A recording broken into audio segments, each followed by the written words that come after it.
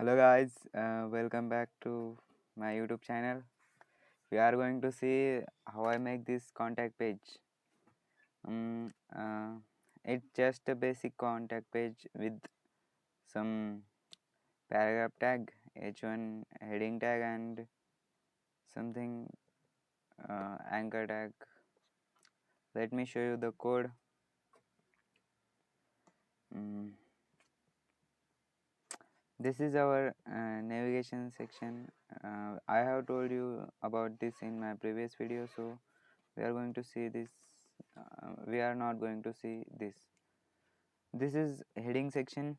I add a h1 heading to write a code, write text, contact us, and then a paragraph tag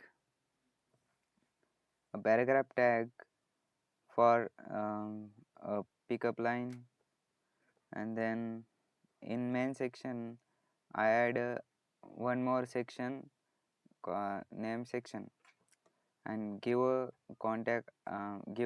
a id contact info. And in s2 heading, I write contact information, and then add a article tag to show my address of my home or office something. So in next I add a br tag for a line, and then one more article tag to my email and information and everything. And this strong tag we use for something that is uh, important for the for like for this is there is important, this it will just bold the text and nothing else. Like this it just a bold text and just. And in anchor tag I write the email like this. Because of this it get a blue color, and it will navigate to another page. And that's all. And also for writing mail in our contact page, we have to write like this text first, mail to. Because of this it will reach to another page. If you don't add this, it's not gonna reach to another page.